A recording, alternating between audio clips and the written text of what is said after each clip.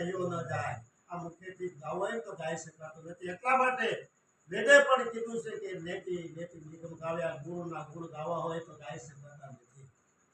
આ સદગુરુનું સ્વરૂપ છે. માટે ભલે મયા મહેતા નરસિંહના સ્વામી હેતે હરિગુણ ગાય, આપણે હેતે રીતે આ ગુણ ગાવાના છે. ભાવ છે, કારણ કે આ સંતો ભાવના પૂજા છે. આ સંતો એમ કહેવાય છે કે ક્યારે બોલાયો અને ક્યારે ન આવ્યો એવો એક તો દાખલો બતાવો. ખરો ભાવ હશે, શુદ્ધ ભાવ હૃદયનો હશે તો સંતો રીઝી જાય છે. જરા એ વિચાર કરો કે માતા પિતાના આશીર્વાદ ક્યારે મળે, સદગુરુ ક્યારે રહે છે કે આ જીવનમાં દારૂ જુગાર માંસાહાર વ્યભિચાર આ ન આવે તો સદગુરુ રહે છે. તો માતા પિતાના અંતરના આશીર્વાદ મળે.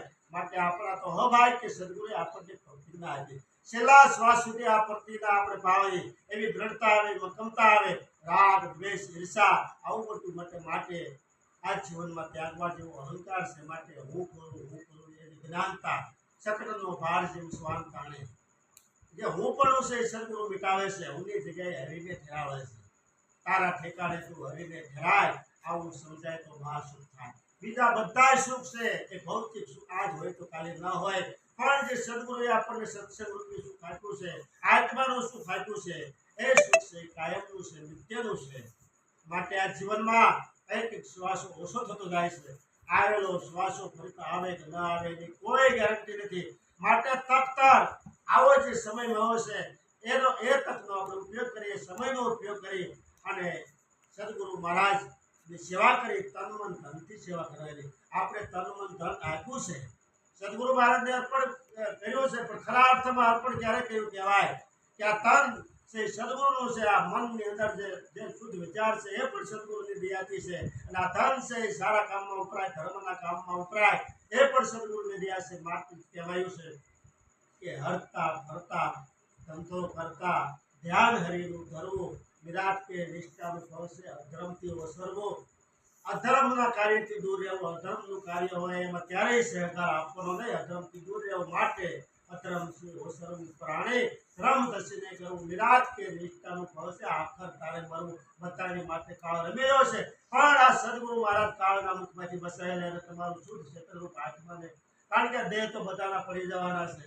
માટે આ સદગુરુની બલિયારી છે, આ સદગુરુની બલિયારી છે. સદગુરુ એક પરોપકારી છે. માટે જ કહેવાયું છે કે સંત બડા પ્રમાણથી તાકા શીતલ અંગ, તપત બુજાવે વર્ગી ભેદે અપના રંગ. સદગુરુ મહારાજને એવી દયા ઉતરે, એવી કરુણા ઉતરે તો સદગુરુ પોતાને રૂપે થાપે છે. સદગુરુ મહારાજે તમને કાંઈ કહેવાનું બાકી રાખ્યું નથી. સદગુરુ મહારાજે તમને હાજર સ્વરૂપ બતાવ્યું છે. પરિણિકામાં બોલતું ચાલતું તત્વ હાજર છે, અને જે હાજર તત્વ છે એને કોઈ રંગ કે રૂપ એવું નથી. અને એવી દ્રષ્ટિ સદગુરુ મહારાજે આપી છે. માટે ગુરુગમ વિના બાપ કેસી બોલે કોઈ સંબોધ છે. એટલે આ જીવનમાં કોઈ એવા દુર્ગણ ન આવે, આ જીવનમાં કોઈ એવા વ્યસનો ન આવે, જેથી કરીને આપણે ગાંધી મહાત્મા જેવા મહાપુરુષે આ દેશને આઝાદ કર્યો. આપણે આઝાદ છીએ, પણ તમે તમારા અંતરાત્માને પૂછો કે તમે પોતે આઝાદ છો? કોઈ દેખાદેખીમાં બંધાયા, કોઈ વ્યસનમાં બંધાણા, કોઈ મારાપણાના દાવામાં બંધાણા. માટે પૂરી પૂર્ણતા અને પૂરી આઝાદી ભોગવવી હોય તો તમારું સ્વરૂપ સ્વતંત્ર છે, એ સ્વરૂપમાં આપણું મન લાગે એવા પ્રયત્ન કરી. માટે મન વિંધાયું બાલાજીની સાથ, વાલો વિચારાના વિસરે, આઠે પૂરો વંભા મારા ઉડમાં હવે વાલી ન લાગે વાત. હવે વિષયની વાત ભાવતી નથી, રૂપ રસ શબ્દ સ્પર્શ અને ગંધ. હવે આ વિષય કારણ કે સદગુરુ એવા ભમ્યા હોય છે. એટલા માટે કહેવાયું છે કે ગુરુ અમારા ગામોડી મુજ પર કીધી મેર, મોરો બતાવ્યો મરમનો ઉત્તર ગયા છે. જ્યાર આ વિષયનું જ્યાર સદગુરુ મહારાજે ઉતાર્યું છે. સદગુરુ મહારાજે આપણને ઘાટમાં લઈ ગયા છે. સદગુરુ મહારાજ વારંવાર કહે છે કે સદગુરુના દેશમાં જવું હોય તો દેશ એ જોવાતું નથી, વિદેહી સ્થિતિ હોય તો જ. એટલા માટે ગંગા સતીએ કીધું છે કે હું મારું એ મનનું કારણ, મન ધરી મટે તો મારું ભાવનની બાર. કારણ કે તમે તન મન ધન અર્પણ કરનાર છો, તો તન મન ધન દેનાર તમે કોણ છો? એ કોણ છે? સદગુરુ મહારાજે આપણને નક્કી કરાયું છે દુઃખીમાં.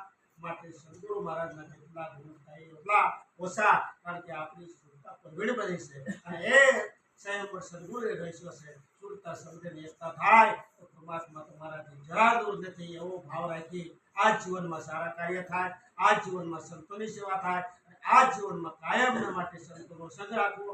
અને આ જીવનમાં કાયમી સત્સંગમાં રહે એવી દ્રઢતા હોય એવો વિશ્વાસ માટે આપણા માટે તો સોનાનો સૂરજ ઉગ્યો છે. હમણાં આ માનવ યાત્રા પૂરી થઈ જાય છે, માટે માનવ યાત્રા પૂરી થાય ત્યાં સુધીમાં મનને સમજાવવા માટે મનને સમજાવે તેના મોટા ધામ છે, સદગુરુ સ્વરૂપ સ્થિર છે અને મન એમાં મુકામ કરવાનું છે. માટે આવી ઘટતા અને વિશ્વની વાત દૂર રહેવાનું માટે આટલી મારા ઉરમાં હવે વાલી લાગે વાત બીજી વાતમાં પક્ષીમાં રાસવું નહીં, જાતિવાદમાં રાસવું નહીં, કારણ કે આપણું રૂપ તો અજાત સ્વરૂપ છે, આત્મા અજાતિ છે. એ આનંદ કહેવાની માટે આનંદ ભરી હેતે વધવાશે હરે માટે ઊંચ જાગ ઉઠો જાગો અને ધ્યેય પ્રાપ્તિ સુધી બોલ્યારો આ જીવનનું ધ્યેય છે. સંતોની સેવા સદગુરુની જે રાહ તો છે રાહ આપણું જીવન પસાર થાય અને આ જીવનમાં આપણે યોગ્ય ન બની તો કાંઈ નહીં, પણ એવા કોઈ જીવ હોય તો સંતના શરણે આવતા હોય, ગુરુ શરણે તો એને ધોરવણી આપવાનું કામ આપણું છે. એવા આપણે જીવનીએ અને સદગુરુનો જેટલો ઓછો છે માટે થોડામાં ઘણું માન્ય જીવન સફળ બને એવો પ્રયત્ન કરી બોલો સદગુરુ